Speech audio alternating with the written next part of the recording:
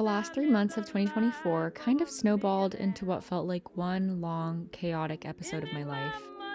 And I think that encompasses how I felt about 2024 in general.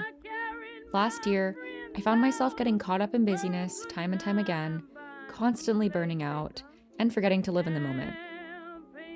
With the year coming to a close, I packed my bags to head to St. Simon's Island, where I celebrated Christmas and rang in the new year. Although we visited mostly during the summers when I was a kid, it's recently become a tradition to travel down for the holidays instead. I've come to really cherish being able to close out the year and begin a new one in such a special place. The sounds of the marsh, the salty air, the quiet nostalgia that lives around every corner.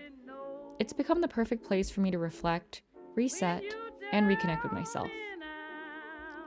During this trip back, I savored several slow mornings, reminisced on some childhood favorites, spent a lot of time with family, and really enjoyed being outside. I'm feeling so grateful to have started 2025 on such a sweet note, and I'm excited to show you guys a little bit of my trip. So with that being said,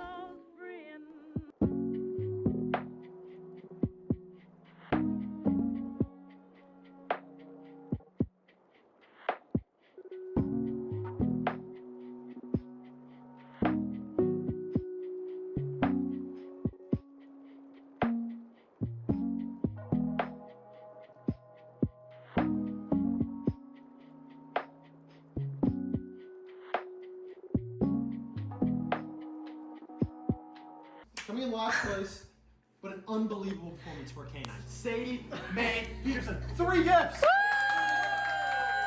A tie. That's all I'm saying. No. A tie is on the board.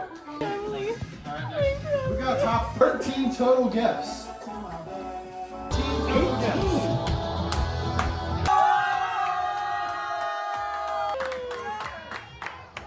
Up and down, like strippers' booties go. Thank you for joining us for the 2024 season.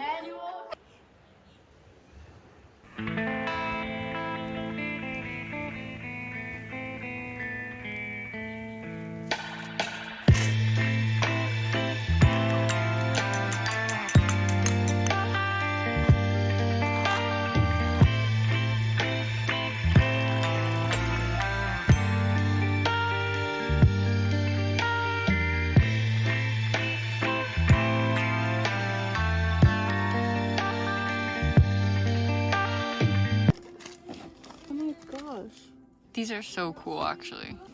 Oh, that is swag. Love that.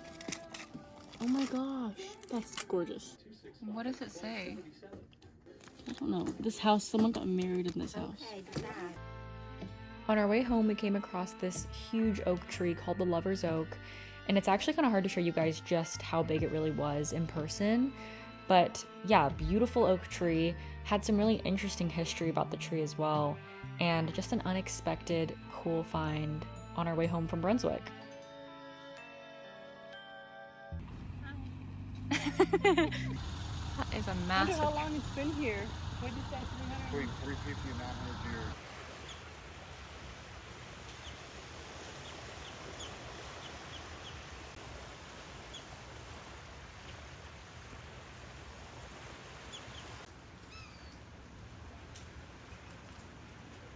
Okay, so we went to 3 stores yesterday. The first 2 are the same franchise, I guess, of thrift stores. I don't know, but there are 2 of the same thrift shops on the island, and they're called Mixed Nuts. I love that place so dearly. And I found most of the things that I bought from there. So the first thing I bought, I was really in need of a purse that had a few more brown tones. So I found this one, and I'm already using her. There are a bunch of G's all over the bag, and I don't know what that stands for because this bag is unbranded. But my favorite part about the bag is right here. It has like this kind of hardware that's cinching the material together, and I just think that's so cute. And I love sort of the pouchy shape of the bag. So I got this. This was $7, by the way. And I just think it looks so cute on. Let me see if I can back up a little bit. I like how there are 3 colors. Obviously, there's still a lot of black in it. It's a pretty dark bag, but I just feel like this bag is a better or an alternate option for me when I want something with a little bit more brown. Then I got this top, and if there's one thing about me, I am addicted to cheetah and leopard print.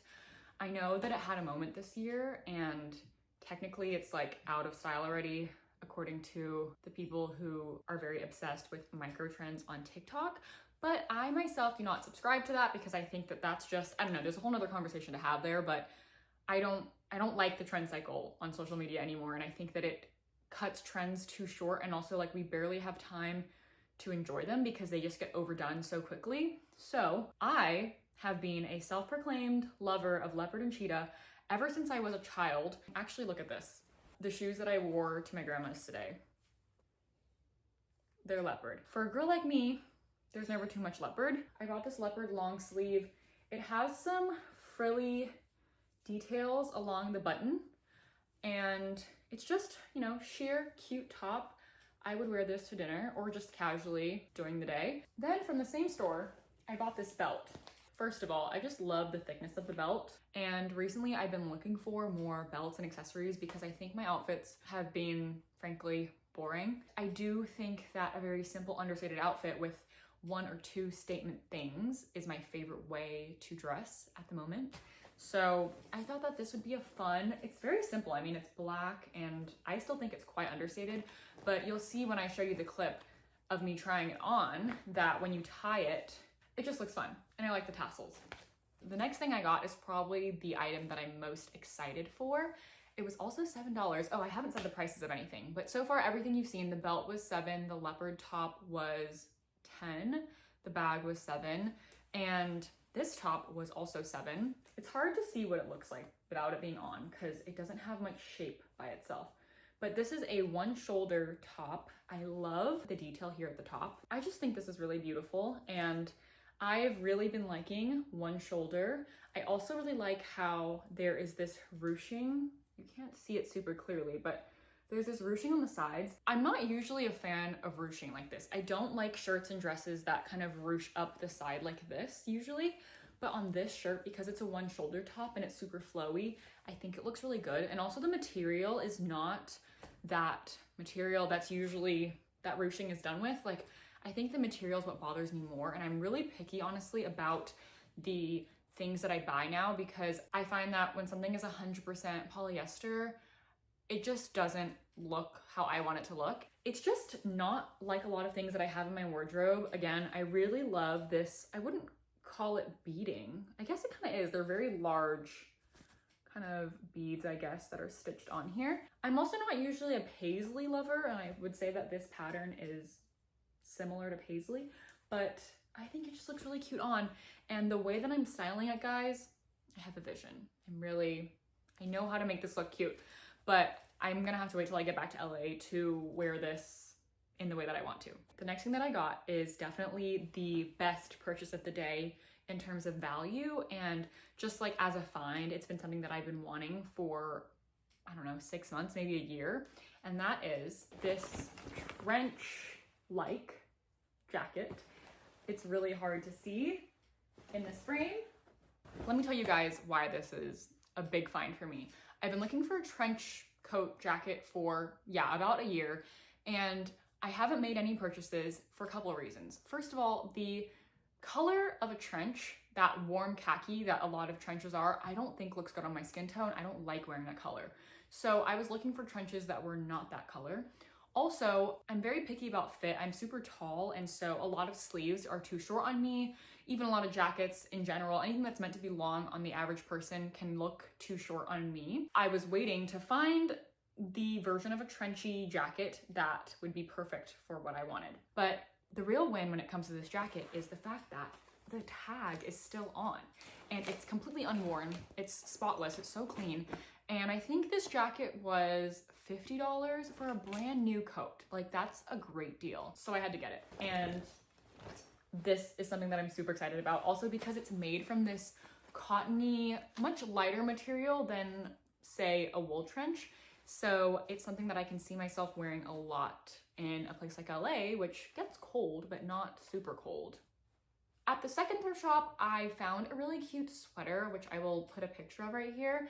It was 100% cashmere and it had these little stars all over it, which was so cute, but I just couldn't bring myself to buy it because I feel like although it's cute, it wasn't something that I would be obsessed with. Like, I could see myself wearing it once or twice and then it would fall to the back of my closet, which kind of defeats the purpose of shopping because I want to buy stuff that I really like and that I can get a lot of use out of. So I didn't buy that, but it was cute. And then we went to the third shop, which we only had 15 minutes to look around because they were closing. But I found this purse. Now, I'm not sure if she's really cute or if she's kind of ugly, but I think I'm leaning on cute. This is the purse. I like the shape. I do think that this reminds me of when my cat poops in her litter box and they look like little cat poos.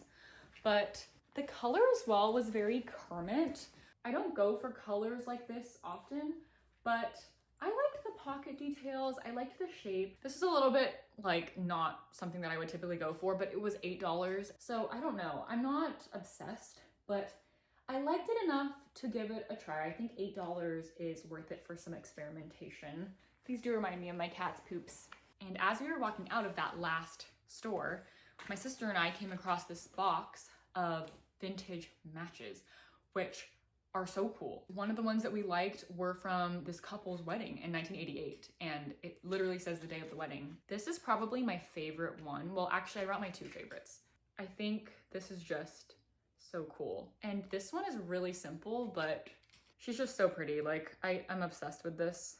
I love the idea of having a big box of vintage match boxes that you can display when guests come over. I think it's such a cute conversation starter. So that's what I got yesterday. I consider it a very successful haul, and I'm very excited to style all of these pieces.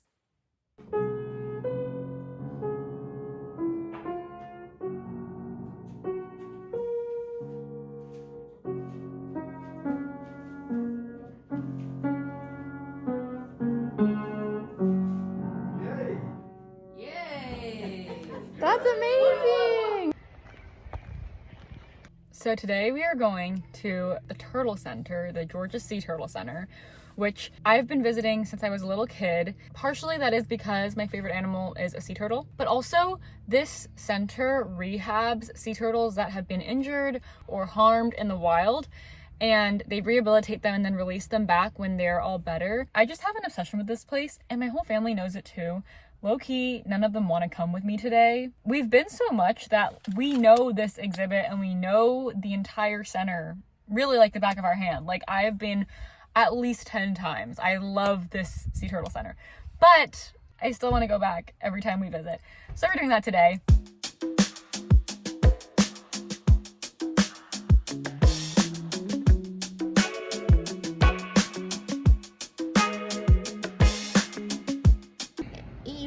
Mochilis. I guess imbricata. That's what I wanted to know. You gotta be a little bit more. My favorite is the green. And that's how many they've released after rehabilitating them, which is actually quite amazing.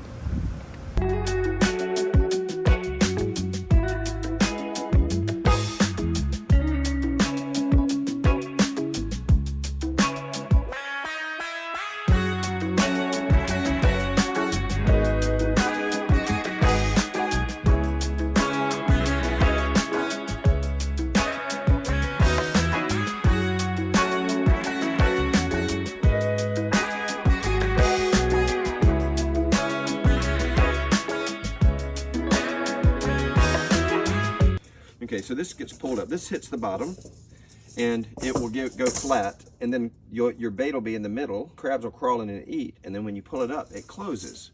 A weight goes on the bottom of each of those. Okay? On the bottom of each. The bottom. You're going to. Ew! You just have a loose chicken neck in there? What are chicken legs, drumettes? That's gross. Yeah, it's pretty gross.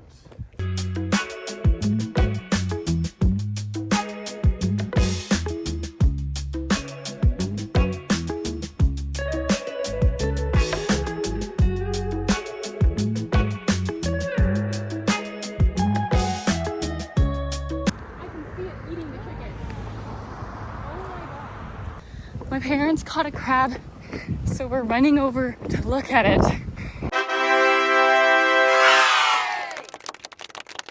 They're kind of small, but look. Oh, they're still.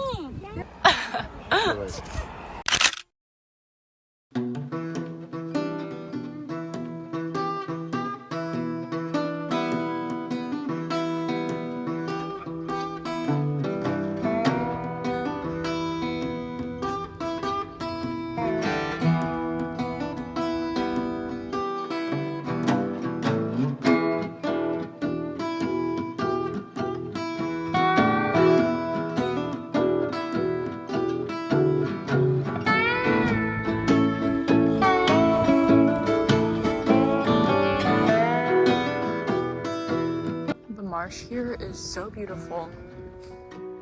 It's just brown grass, but if you know, you know.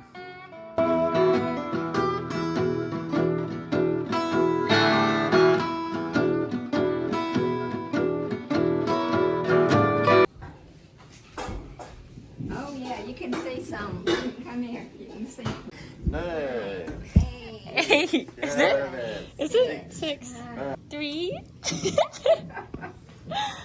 We don't have a countdown. 5, 4, 3, 2. Yay!